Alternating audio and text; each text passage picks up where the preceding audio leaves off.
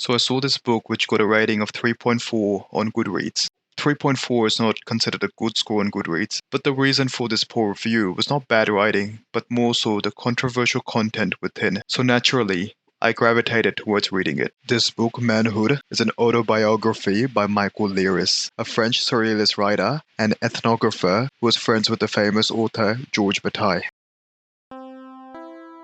Michael describes himself physically as follows. Physically, I am of average height, on the short side. I have my auburn hair cut short to keep it from curling, and also to prevent the spread of an incipient baldness. My hands are thin, rather hairy, the veins distinct. Then he goes further, describing how his head is a bit too large compared to his body, his shoulders narrower than his hips, and how he has a narrow chest and is not muscular at all.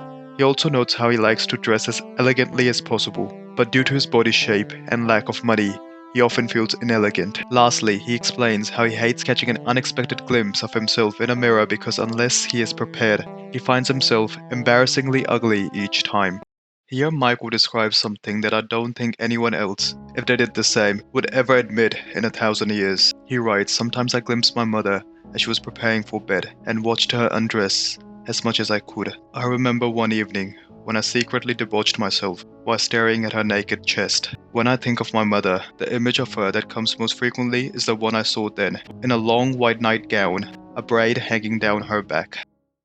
There is another story he tells relating to his mother, which revealed something deep within him, but it is nowhere near as bizarre as the last one.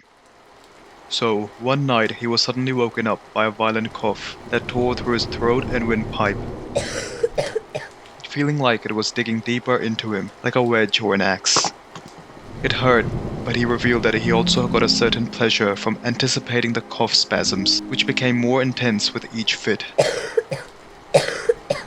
Since then, he has often enjoyed being sick, as long as it's not too painful. He savors the feeling of being irresponsible and therefore completely free that sickness brings, along with the attention he receives. He also enjoys the fever, which gives him a feeling of tension and sensitivity that is quite euphoric.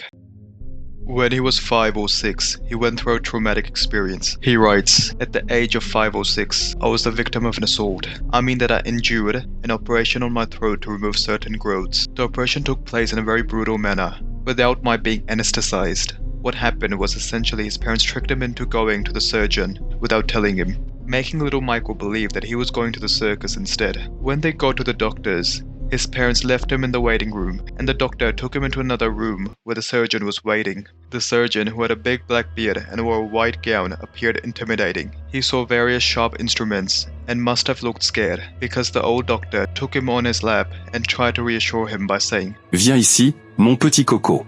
From that point, he also remembers the sudden attack by the surgeon, who used a sharp instrument on his throat. He felt pain and let out a scream like a slaughtered animal. His mother, who heard him from the next room, was terrified. On the way home in the carriage, he didn't say a word.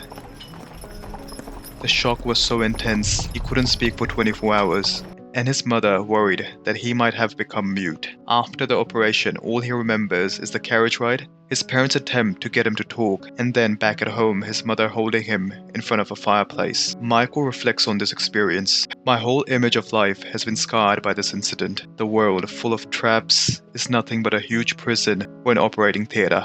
I am on Earth only to become a specimen for doctors, cannon fodder, and food for worms, like the fallacious promise to take me to the circus or to play kitchen. Everything nice that can happen to me, meanwhile, is only a deceit, a way of sugaring the pill in order to lure me more securely in the slaughterhouse, where sooner or later I must be taken."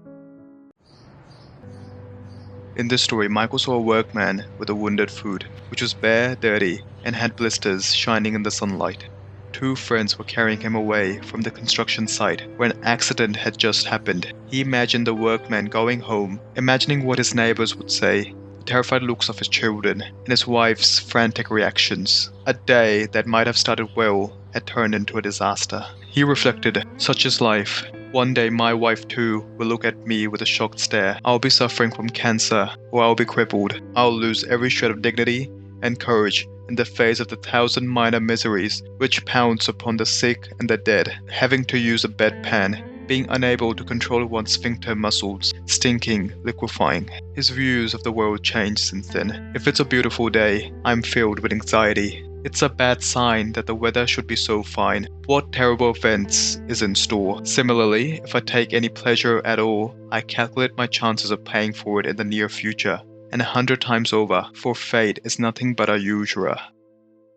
For Michael, what didn't kill him made him more paranoid. At one place he writes how despite being used to observing himself and having a strong tendency to scrutinize his behavior, there are probably things he misses, especially the most obvious ones, because perspective is everything. A self-portrait based on his own observations often overlooks details that others would notice right away. Which in itself, I thought, encapsulates the direct honesty of this book. All in all, I did enjoy reading this book, and it was one of the most brutally honest autobiographies I've ever read. The author really felt like he wasn't hiding anything. The only critique I had was that it seemed to drag on in certain places, but no sections were particularly boring.